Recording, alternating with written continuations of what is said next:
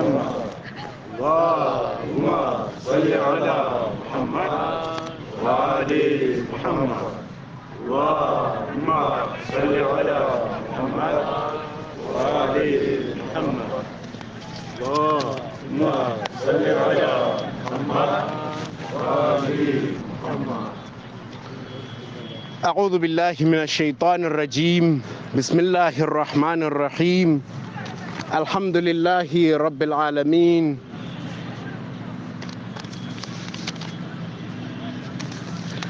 الحمد لله الذي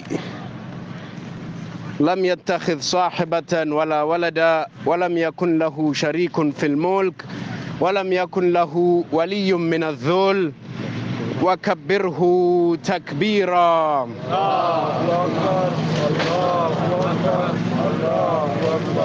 الحمد لله بجميع محامده كلها على جميع نعمه كلها. والحمد لله الذي لا مضاد له في ملكه ولا منازع له في أمره. الحمد لله الذي لا شريك له في خلقه ولا شبيه له في عظمته. الحمد لله الذي هدانا لهذا وما كنا لنهتدي لولا أن هدانا الله. الحمد لله الذي يخلق ولم يخلق ويرزق ولا يرزق ويطعم ولا يطعم ويميت الأحياء ويحيي الموتى وهو حي لا يموت بيده الخير وهو على كل شيء قدير. ثم الصلاة والسلام على أشرف الخلق الذي سمي في السماء بأحمد وفي الأرضين بأبي القاسم المصطفى محمد. اللهم صل على محمد وعلى آله الطيبين الطاهرين المعصومين المنتجبين الذين أذهب الله عنهم الرجس وطهرهم تطهيرا. اللهم صل على محمد وعلى أصحابهم الغر الميامين ولا ندائم على أعدائهم أجمعين من الآن إلى قيام يوم الدين. قال الله عز وجل في كتابه الكريم: بسم الله الرحمن الرحيم.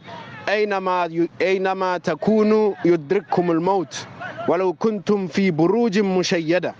آمنا بالله، صدق الله العلي العظيم، وبلغ رسوله الكريم، وصدق مولانا أمير المؤمنين، ونحن على ذلك من الشاهدين والشاكرين، والحمد لله رب العالمين. صلوا على محمد وآله الطاهرين. اللهم صل على محمد وآل محمد. Respected brothers and sisters, Assalamu alaikum wa rahmatullahi ta'ala wa barakatuh. Eid Mubarak to all of us. Eid Mubarak alayna wa alaykum. Kullu aam wa antum bi alf khair. Every year, inshallah, you are in 1,000 goodness and 1,000 blessings from Allah subhanahu wa ta'ala. May Allah subhanahu wa ta'ala not make this the last Eid Al-Fitr that we see. May Allah subhanahu wa ta'ala not make yesterday the last day of the month of Ramadan that we fasted. May Allah subhanahu wa ta'ala make us see many more months of Ramadan, insha'Allah ta'ala. Am I audible enough? Until that guy drives by again. Sisters, am I audible enough? Okay, alhamdulillah. What is the meaning of Eid? The word Eid, what does it mean? I'm sure you've heard in several talks, either by myself or by our esteemed Sheikh Alin Chinyani, what the meaning of Eid is, or from other scholars like Hujjatul Islam Qulanim Bonani, who is in our midst. You probably know what the word Eid means.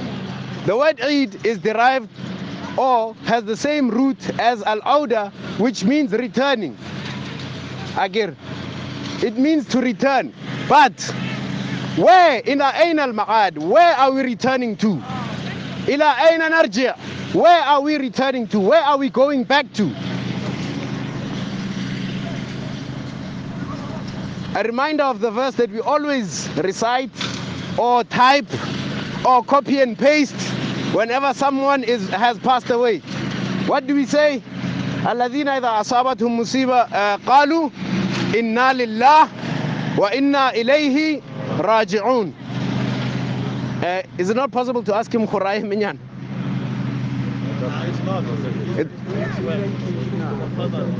Okay. All right, I'll scream louder. That verse, when somebody passes away, we say Inna lillah wa inna ilayhi raji'un.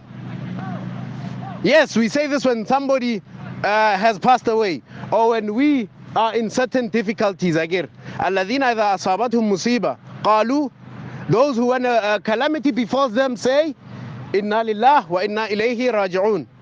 Indeed, we belong to Allah, and to Him is our ultimate return. But it is also a reminder to us as well. There's also a reminder to us. I'm sure you've heard the hadith that says Malak al-Maut, the angel of death, every day yatasaffahu wujuh ahl bayt. He comes and he turns around the faces of people in a household 5 times a day. And then he say, no, not your turn. Not your turn. Okay, not this household today. No, not your turn. No, not this household today. Until he says, yeah, it's your turn. 5 times a day. Malakul Maut, the angel of death, does that. So we must always remember that surely we are going to die. It is your choice. How do you die? Do you die a demise? Do you die, will you call a deceased? Will you be called a marhum? Will you be called a shaheed? That depends totally on how you live your life. As the Quran says, innaka mayyit wa innahum mayyitun.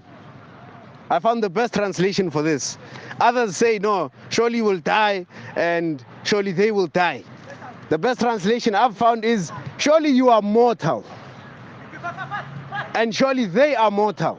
Could you have an end? One day, one way or the other, born, it's gonna happen.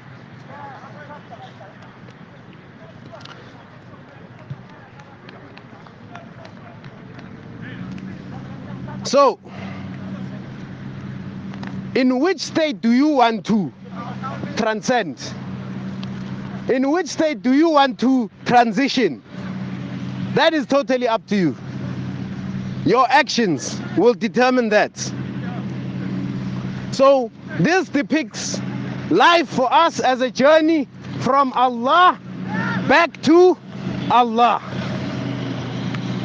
Life is a journey from Allah back to Allah. And then on this journey, the Quran teaches us, وَتَزَوَّدُوا فَإِنَّ خَيْرَ الزَّادِ التَّقْوَى. So take up provision, for surely the greatest provision is taqwa, being wary of Allah, our duties to Allah subhanahu wa ta'ala. Because it's gonna happen, one way or the other. As the verse that we started with in Surah An-Nisa says, أَيْنَمَا تَكُونُوا يُدْرِكْكُمُ الْمَوْتِ. Anywhere you may be, death will get you. Anywhere you may be, death will catch up with you. وَلَوْ كُنْتُمْ فِي بُرُوجٍ مِشَيَّدَةٍ. Sure, the word buruj reminds you of a certain building in a certain Western Asian country. Burj Khalifa again. Sure, you all want to go there one day. So even if you can be in the tallest of buildings, in the most highest of skyscrapers, in the most strongest of fortresses, death will catch up with you. In another verse in Surah Luqman, the last verse, it says, وَمَا تَدْرِي نَفْسٌ بِأَيِّ أَرْضٍ تَمُوتُ. And a nafs never knows, a human being never knows in which land he will die. So don't be afraid. especially men. Libitala munna le mo kae? Le mo tukatsela. So you don't know, but on which land you will die. You don't know. In Surah Al Imran as well, the verse 154,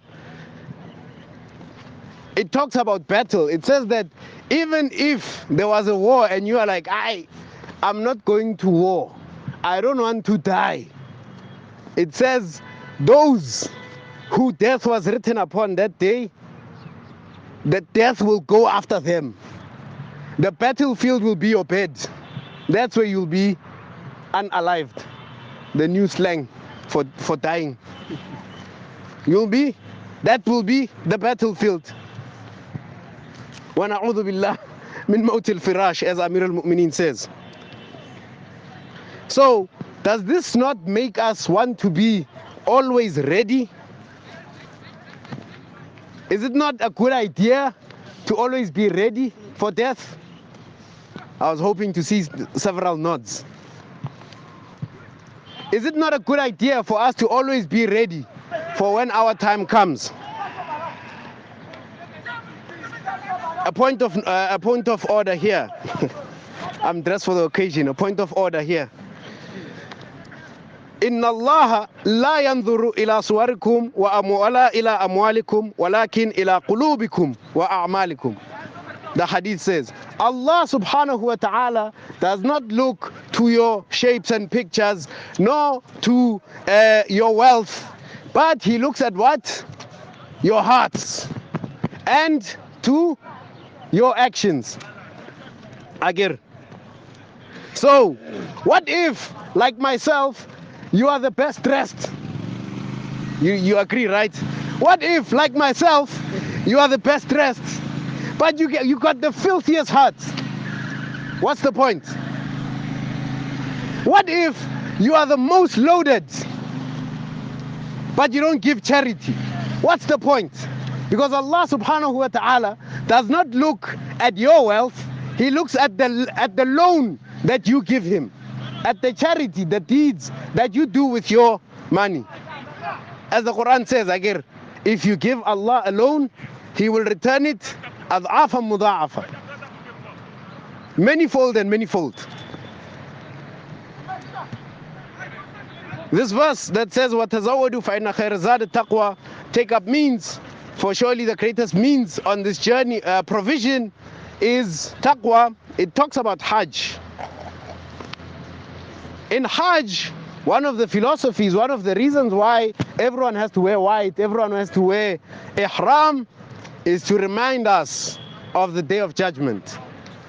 One of the reasons why we wear white is to remind us, look, إِنَّ الْمَوْتَ حَقٌّ وَالْبَعْثَ حَقٌّ وَالْحَشْرَ حَقٌّ. You've heard these lines before, right? One day they'll be recited for you. These are the words in the talqeen. We hold you by the shoulders. Isma' wafham, Ya Hussein Chinyani. Listen and understand, oh Hussein Chinyani. Yeah? One day they'll be recited over all of us. Are we ready for that day? Is it not a good idea to always be ready for that day? It reminds us when they stand in Arafat, when they stand in Mina, it reminds us that one day we will all be resurrected and stand at the spot that will be so hot that we'll all be sweating and we'll be drowning in our own sweat, except the mu'adhin, as the hadith teaches. So from today, when somebody asks you, Kupotse Adhan, don't waste time. That will save you on that day. It reminds us of that. So Liruna, being here now, let's hope we are resurrected as we are here. Beautiful in our West African outfits, beautiful in our majestic afros, beautiful in our, how many pieces is this? That amount of piece suit. Baban. This is what we hope for by coming for Salatul Eid. I'm cracking jokes. It's Eid. We are supposed to be smiling, giggling, nyana. So, sallu ala Muhammad wa ala Muhammad.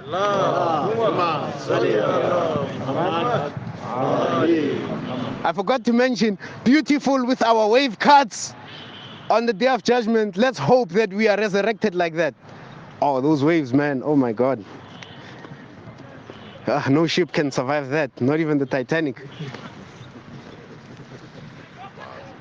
So this is to remind us. That's the point of all of this. Imam Al-Baqir alayhi salam says, أكثر ذكر الموت فإنه, remember death a lot. For verily nobody remembers death a lot except that they are aesthetic, austere in this world. I know we're all here, we want to have fun. This guy is talking about death. He's killing the mood. He's killing the vibe. But this is a reminder. One guy, they asked him, you Muslims, one lady tells him, you Muslims, I love everything about Islam, but the problem is this thing of always remembering death. It's depressing. This thing of always encouraging people to go to the graveyards. It's depressing. You even tell it to young people in their the spring of their youth. It's depressing. Why? The answer comes. It's not depressing. It's to remember. It's to remind you that you have a purpose in this life. It's to remind you that always be ready for when that comes. Because surely, you see, we're not sure here, all of us, we're not sure of anything. Anything. We are not sure of anything. Even the salary that has to come tomorrow, 25. The salary that has to come a few days from today. You are not sure of that. But you are 100% sure that one day, La ilaha illallah, Muhammadun Rasulullah, while we are carrying you on our shoulders. Agir, I'm sure you're more sure of your death than you are of your own salary that's coming in a few days. So that should remind you. That should remind you and conscientize you to be aware of what you do in your life. Take care of your deeds. Take care of your actions. Take care of how you treat people. We ask Allah subhanahu wa ta'ala to grant us husnul aqiba, inshallah. We ask Allah subhanahu wa ta'ala to grant us an honorable, noble death, inshallah. We ask Allah subhanahu wa ta'ala to have mercy on the deceased. We ask Allah subhanahu wa ta'ala when it is our time for us to be ready, inshallah, and for Him to be pleased with us. Bismillah ar-Rahman ar-Rahim. Wal asr. Innal insana lafi khusr. Illa alladhina amanu wa amilu salihat. Wa tawasaw bil haqqi wa tawasaw bis sabr. Allahumma salli ala Muhammad wa ali Muhammad. Allahumma salli ala Muhammad وآل محمد. عندك مفاتيح؟ اللهم صل على محمد. أريد هاي المقطع من دعاء الافتتاح. صلوا على محمد وآل محمد. اللي يصلي على النبي. صل على محمد وآل محمد. اللهم صل على محمد وآل محمد. اللهم صل على محمد وآل محمد. أعوذ بالله من الشيطان الرجيم. بسم الله الرحمن الرحيم. الحمد لله رب العالمين وصلى الله على خير خلقه أجمعين محمد. اللهم صل على محمد خليما وعلى آله الطيبين الطاهرين المعصومين المنتجبين الذين أذهب الله عنهم الرجس وطهرهم تطهيرا. اللهم صل على محمد وأصحابهم الغر الميامين واللعن دائم على أعدائهم أجمعين من الآن إلى قيام يوم الدين. قال الله عز وجل في كتابه الكريم. بسم الله الرحمن الرحيم. يا أيها الذين آمنوا اتقوا الله ولتنظر نفس ما قدمت لغد واتقوا الله إن الله خبير بما تعملون. آمنا بالله. صدق الله العلي العظيم. Respected brothers and sisters, Assalamu alaikum wa rahmatullahi ta'ala wa barakatuh. Eid Mubarak upon you and your families and to all the Muslims of the world. We ask Allah subhanahu wa ta'ala not to make this the last one that we see. First and foremost, and most importantly, I'd like to advise myself to remember my duty towards Allah subhanahu wa ta'ala. I advise myself before everyone else to be wary of my duties to Allah subhanahu wa ta'ala, to fear Allah subhanahu wa ta'ala, and to love Allah subhanahu wa ta'ala. For when you love somebody, as the hadith of Imam Ja'far as-Sadiq says, you want to be where they want you to be. The definition of taqwa according to Imam Ja'far alayhi salam is that you be where Allah commands you to be and not be where Allah prohibits you from being. We ask Allah subhanahu wa ta'ala to grant us that tawfiq, inshallah. The month of Ramadan is a very special month in the sense that we are sure that we are where Allah wants us to be. Why? Because when you think, 12 hours, let me sleep. وَنَوْمُكُمْ فِيهِ عِبَادَةً. I get your sleep in the month of Ramadan is worship. So you're like, instead of me going out for 12 hours, let me just sleep. You are exactly where Allah subhanahu wa ta'ala wants you to be. Inshallah. We have understood now that we will die again. I've emphasized that much. The Arabic word for future tense is very interesting. There's one that's one letter, the one that's like sofa, 3 letters. So sofa tamut, it's like it's delayed. It will happen, but not in the near future. Satamut is like it's gonna happen almost immediate. So what is then upon us to do? Because we know it's gonna happen. There are 2 things that are upon us. There are individual obligations and there are communal obligations. Individual obligations, your fasting, your salah, your zakat, your khums, your hajj, all those things. Those are your individual obligations. Then there are communal or collective obligations. The business, charity and other forms, and the most important one of them being marriage. We ask Allah subhanahu wa ta'ala that next year be 2 by 2 inshallah. I arrive one for sorrow next year. So these are communal, collective obligations that cannot be fulfilled by an individual. But here's the question now. Which one of these 2 is more important or is heavier on the scale on the Day of Judgment? Any guesses? The answer is أثقل ما يوضع على الميزان الصلاة على محمد وآل محمد.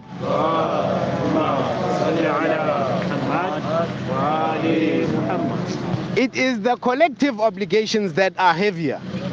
Because even this salawat, you say, no, I'm saying it alone, it's individual. No, it's not. It's not. You are praying for the Prophet, and then you are praying for somebody else. You are praying for rahmatan lil alameen.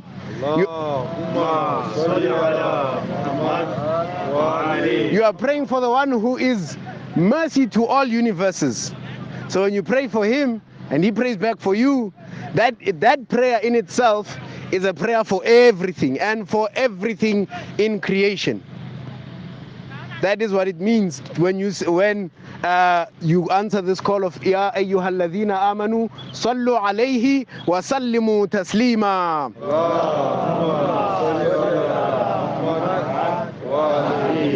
So it's the communal, the collective ones that are heavier, that are more important. If you look in the books of fiqh, you'll see that, for example, the book of Ayatollah Sistani is 3 volumes.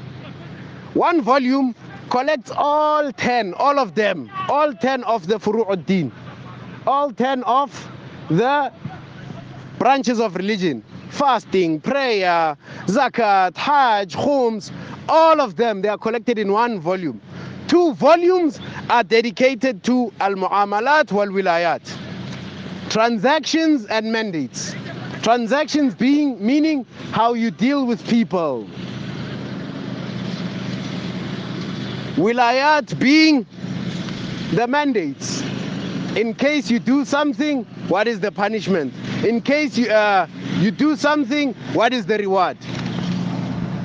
In case you miss a fast deliberately, what is the kafara?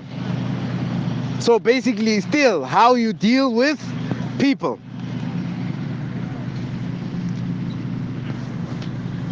So we always hear the teaching that the obligations are to attain good spirituality, proper spirituality. It is divided into 10. Your ibadat, your worship, your ta'at, they are divided into 10. Only one of those 10 are those rituals, the prayers, the fasting, the khums, the zakat, the hajj. Those form only one part out of 10 of your faith. One part out of 10 of your obligations upon you. The other 9 are about how you deal with Allah, how you deal with people, how you deal with nature, how you deal with animals, and so on and so forth. So the most important thing for us then, especially for us as those who are parents, is to leave this world better than we found it. That is very important. We have to leave it better than we found it. As I'm sure you saw this quote somewhere online, we have not inherited this earth from our forefathers. We have borrowed it from our children. So when we return it to our children, it's either we return it at the same state or better. And your children have much hope in you, so they want it better when you return it to them.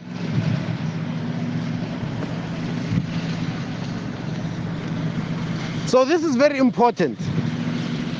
Speaking about children, now, should you pass away now, like now, should Allah subhanahu wa ta'ala take what He owns back? Should He take your soul now? What have you left for your children? What have you left for your children? Did you even leave children?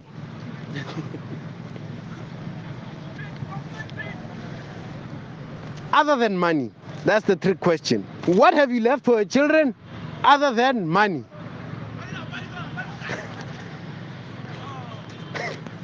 Sallu ala Muhammad wa ala Muhammad.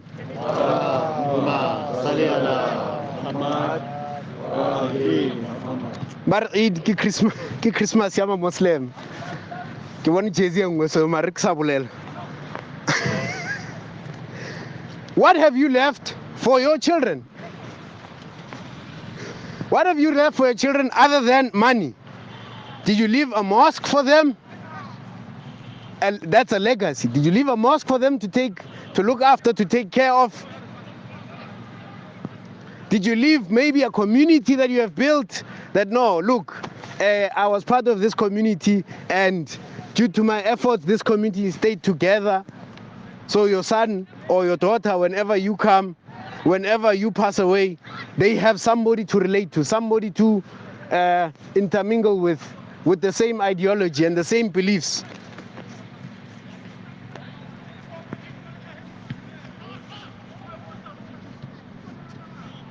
صلوا على محمد وعلى محمد. اللهم صل على محمد وعلى محمد.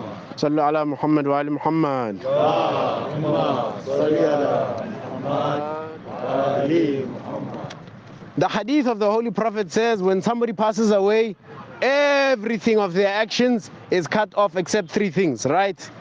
The first one, not in any order, the first one is that you leave a book behind for people to benefit from. Have you done that? Have you written a book, Nyan? No, these are serious questions. I'm not putting you on the spot. Look at yourself. Try to understand. Have you written a book, something, anything, Jay, that people can benefit from? And in our age, it's easier. Make a YouTube page, answer people's questions. The YouTube page will stay. The internet doesn't forget. They say your child will find it there. You left something for people to benefit from. What about sadaqah jariyah?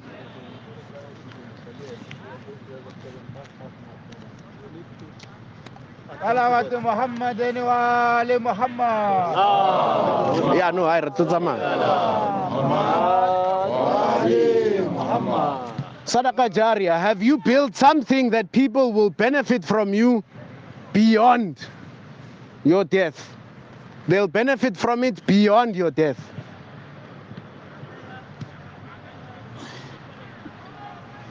A well, perhaps, a mosque, perhaps, a community hall that people can use after your death. Allahumma salli ala Muhammad wa ali Muhammad. And the last one. Allahumma salli ala Muhammad wa ali Muhammad. Allahumma salli ala Muhammad wa ali Muhammad. وعجل فرجهم. And the last one, waladun salih yad'u lah. A pious child to supplicate for them. A pious child to supplicate for them. Alhamdulillah, some of us are blessed with children, so at least we have that hope. Quraysh, if I leave, I go to my final resting place, somebody will pray for me. So I hope I didn't more read, young. Next year, inshallah, please invite us to weddings, invite us to aqiqah next year, inshallah. Or before the next month of Ramadan, inshallah. Please. At least leave one of these three things. Have one of these three things that you leave behind. A child that supplicates for you.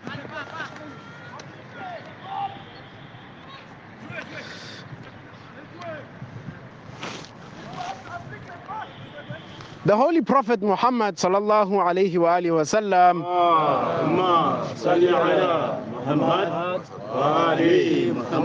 said, Khairun nas anfa'uhum lin nas. The best of people is the one who gives most benefit to people. The best of people is the one who gives most benefit to people. What benefit do people get from you? What benefit, as we are sitting here as a community, what benefit do people get from you? What do you give to the community? What do you give to Muslims? What do you give to your neighbor? What do you give to your parents? What do you give to your children? These are the closest people, and then the circle goes bigger. What benefit do they get from you?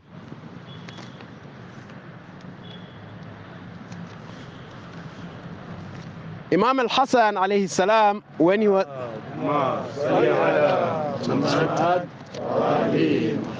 Imam Al-Hasan alayhi salam, when asked, why do we as people fear death?